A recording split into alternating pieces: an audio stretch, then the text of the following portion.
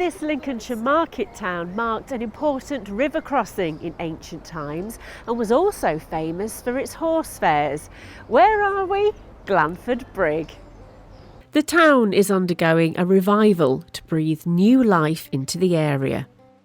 It's centred around the Ancombe, once used for sending goods to far-off places, but now more likely to be used for leisure. Brigg nestles at the edge of the Wolds, but the river has always played an important part in its history. During the Bronze Age, it's said there was a jetty here, and in Anglo-Saxon times it's believed there was a causeway. In fact, its name Glanford can be interpreted as the ford where sports are held. Brigg itself was rebuilt in the early part of the 18th century through the demands of one family, the Elwes family, who had a manor house in Bigby Street. The poor of the town lived in cramped houses which ran northward from the marketplace and Rawby Street. They were condemned as slums in the 1800s, but not removed until the 1950s. Now, the yards are home to shops and retail units. One thing Brigg has been strongly connected to, apart from horses, is music.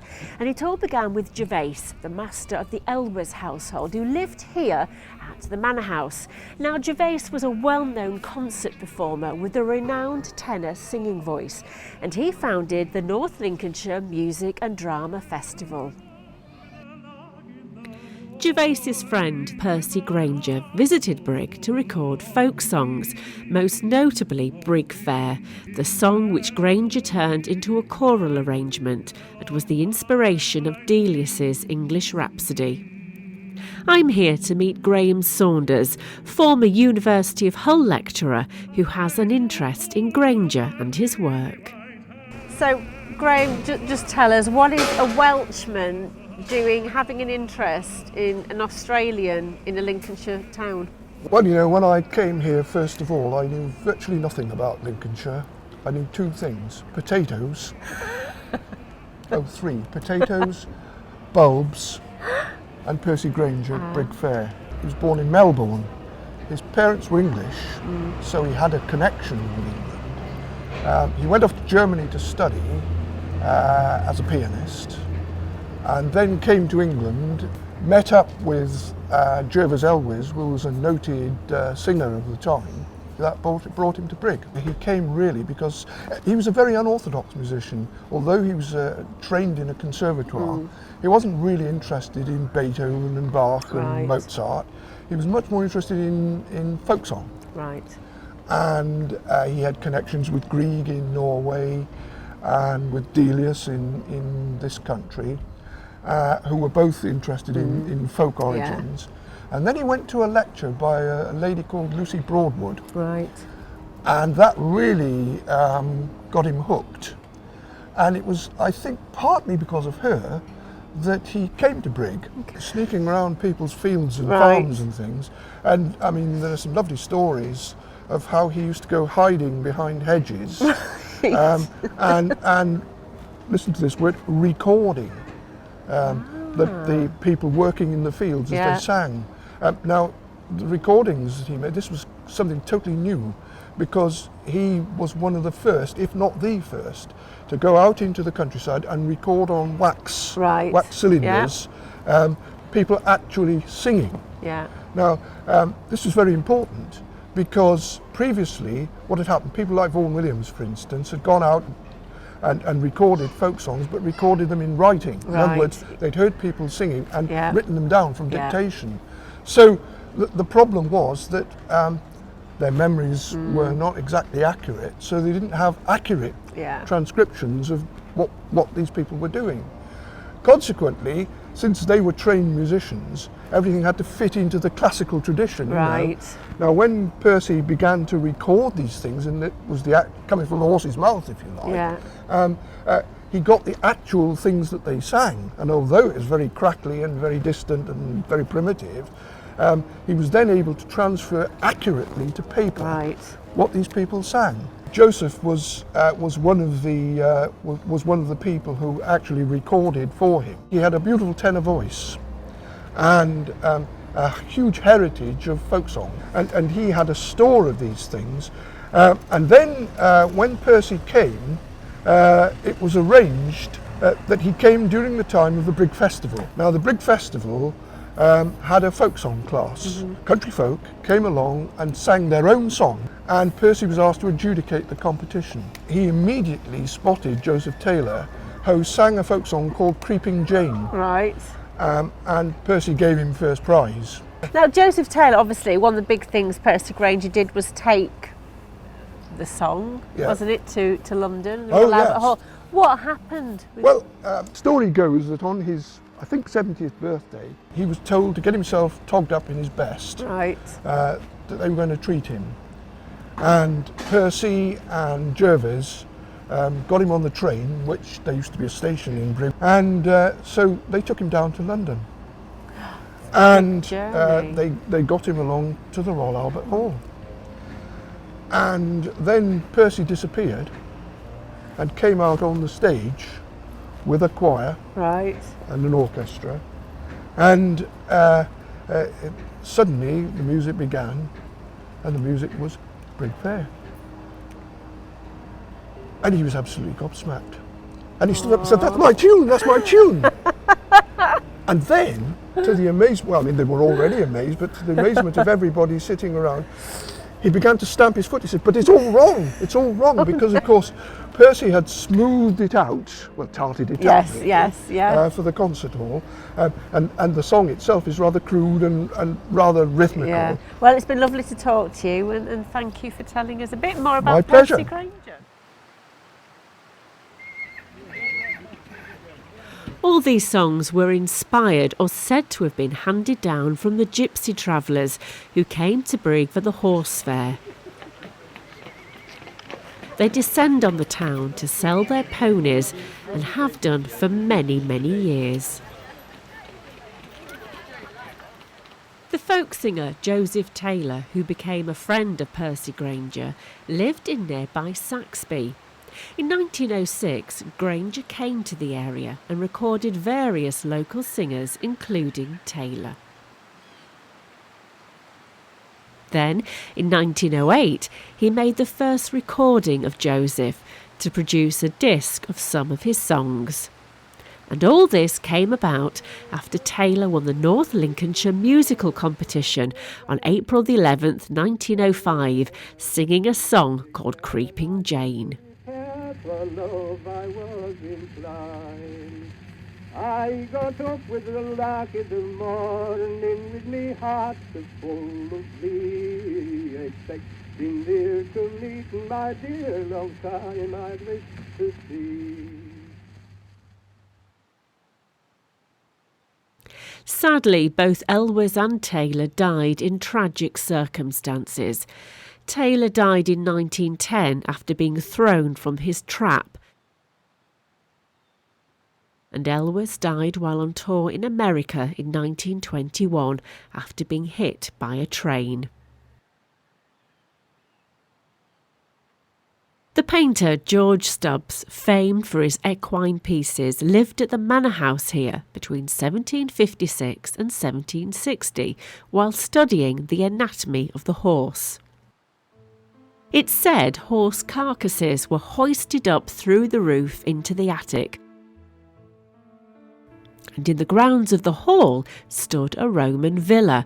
A rare mosaic was found here in 1747 depicting a chariot race. This is now in a museum in Hull.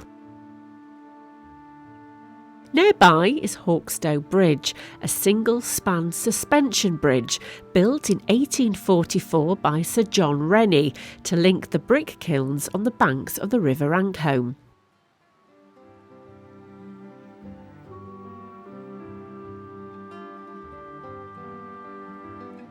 The village of South Ferriby, whose residents were hit by the tidal surge that came up the river in December 2013. Around 100 homes were seriously damaged that night with flooding, and families were forced to find shelter elsewhere. South Ferriby can be dated back to the pre-Roman conquest. In fact, during the Roman times, this area was a major settlement.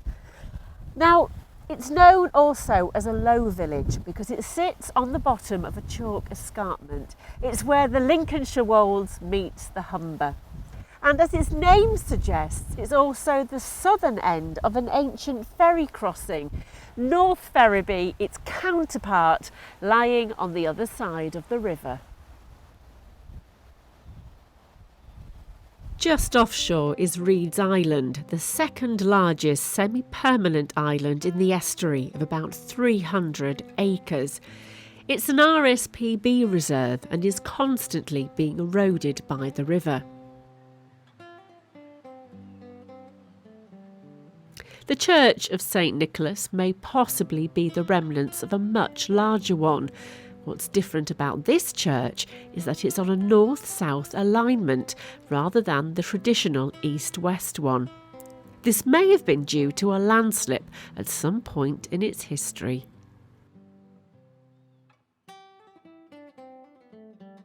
Above the porch is an ancient stone with a figure of St Nicholas, flanked by the symbolic figures of sun and moon. Join me after the break when I meet South Ferriby's resident historian.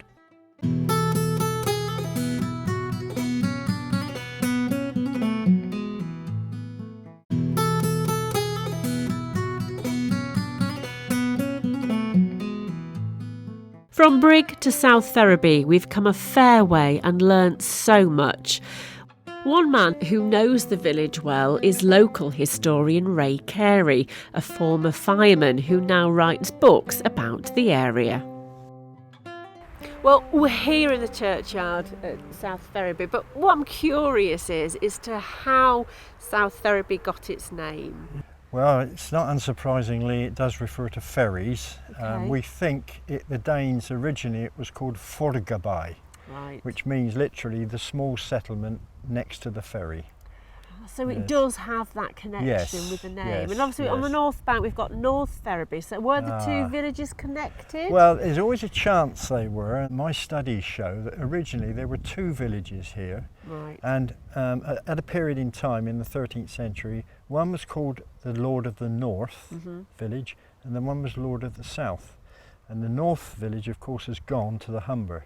Right. But this village, the South village, was Yeah. called South Ferriby in relation to the North, the Lord of the North.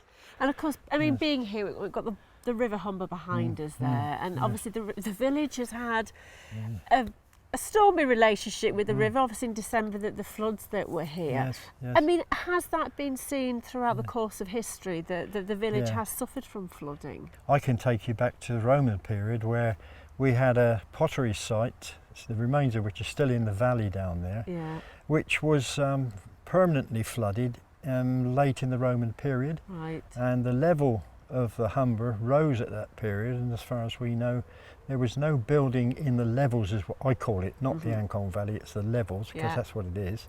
There was no building in there until about 1640, but every now and again you find history shows again they're rebuilding parts of the levels because of the floods, Yeah. and it always relied on the sea bank. Right. Yes. And I know, As it did, you've yeah. written so many books about the village, and I know you've got some maps, haven't you, which Yeah. show that the obviously where we can now see the Yeah, land yeah, starts. It was yeah. further out, wasn't it? Now, Reed's Yes, Island yes. is something which has played a dominant part, but that would have been part of the land, wouldn't it? Originally, yes. I've got a map that's reconstructed from reasonably surveyed maps, and the land was in the 1600s. To this end of the coast, the land was about 1/4 of a mile further out, Right. the edge of the land. Incidentally, the river followed the land round in a boundary, whereas now the remains of that river shows coming out in the Right. middle of the village. Right. And I mean, I suppose in a way this was quite an important place to be, was it, on the River Humber? I mean, when you think about the Vikings that Yes. we know came up the Humber, didn't they, to enter York? They were known to do their major invasions with this like a guerrilla tactic with small, heavily armed units Right. and very fast boats. And locals were more differently organised, and so they got up to the middle of England, of course, through the Trent and up to York, coming up the Humber. But the Ancholm, this river, runs right into nearly to Lincoln, and again they would have used that. And you can tell by looking at the origin of the place names of just the villages here. This one is almost certainly Saxon or Viking. Right. The next village down is Hawkstower, which is a Saxon origin. Yeah. Anyway, so it's a... But Ferriby's strategically once, of course, faced across to another empire. This was the boundary of the Roman Empire for about 60 years, I think. Yeah. And so the Humber was the frontier of the Roman Empire, never mind your Hadrian's Wall. And it was the main invasion route for anything coming from Europe. Yeah. As it proved to be. See, our next stop is going to be Scawby Hall to visit the Nelthorpes. Now, the Nelthorpes have a strong connection with North Lincolnshire, but obviously with South Ferriby. What's their connection with here? Well, they just began to buy. There were tremendous acquirers of land in those days, and they began to buy South Ferriby, you can literally say that, in the 1600s. Right. They originated on the north bank of the Humber, but they settled soon after that in Scawby, and they just continued to be landlords and settled in the village.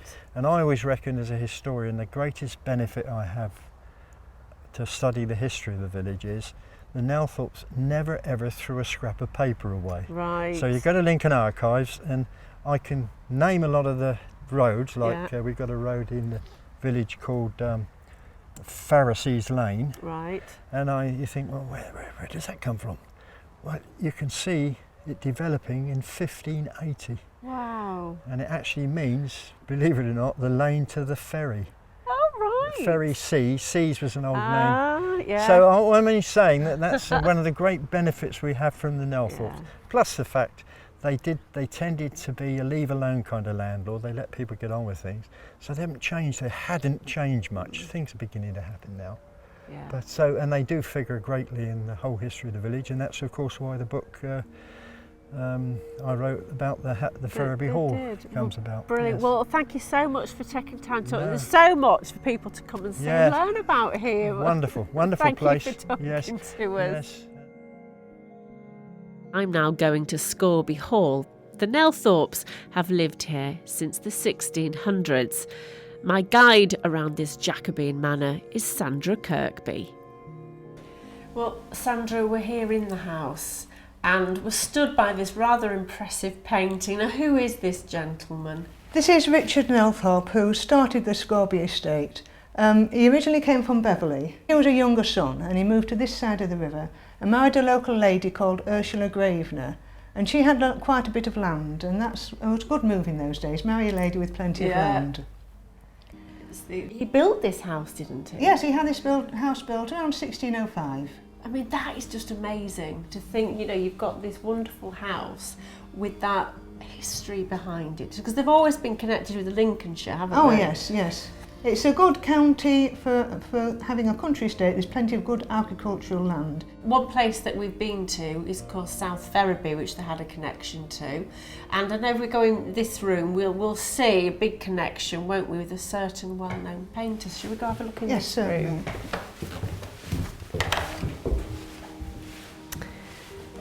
Okay, so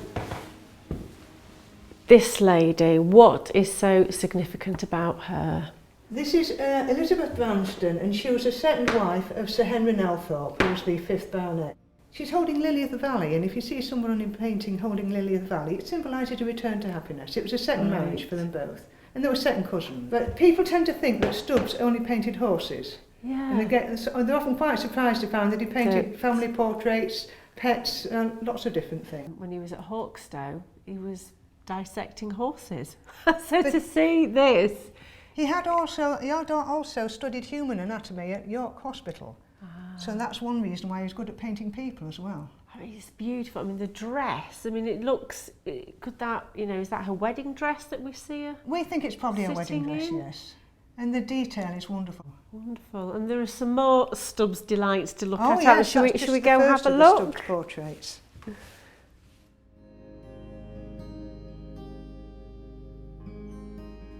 Who have we got here? This is Sir John Nelthorpe when he was in his 30s, we think, and he's out shooting on Barton Fields with his dogs Tinker and Hector. And it's interesting because you can see the River Humber in the background, you can see the two Barton on Humber churches. I think that is what I love about that painting, because it's that snapshot, isn't it, of the Lincolnshire landscape, as well as, you know, one of the family. It's just amazing. And it'd be nice to stand in that spot now and take a photograph of that view and see what it looks like now, wouldn't it? Exactly, yeah, definitely. See how much the landscape's changed. Yes. Right, let's continue this tour. Okay, now Sandra, I know the house and the family have had many connections with artists over the years, and we're here in front of these wonderful little sketchings. Who's done these? These are done by a lady called Kate Greenaway, who was a well-known children's book illustrator. And she was a friend of the family who used to come and stay quite often, and she did all these little drawings up here.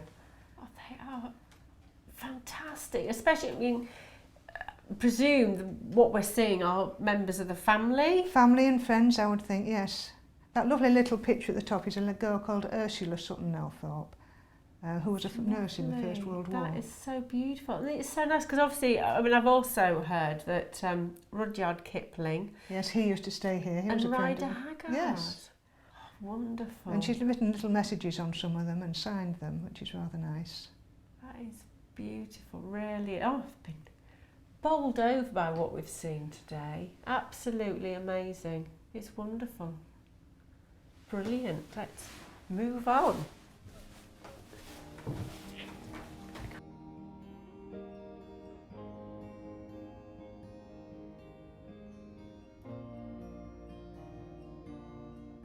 Well, Sandra, thank you so much for showing me around this beautiful Jacobean house. It's been lovely, and I will come back one day for a bigger tour. I hope you will. Brilliant. Thank you ever so much. Bye-bye. Bye.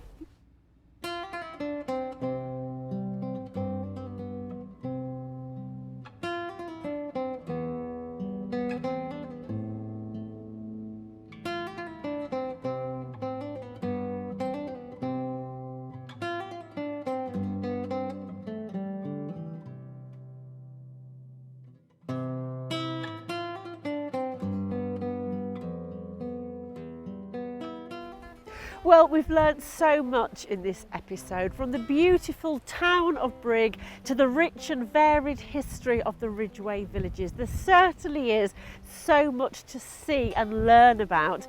Well, I'm off to my next destination, and judging by that weather behind me, I'm going to need my rain jacket. So until next time, happy rambling.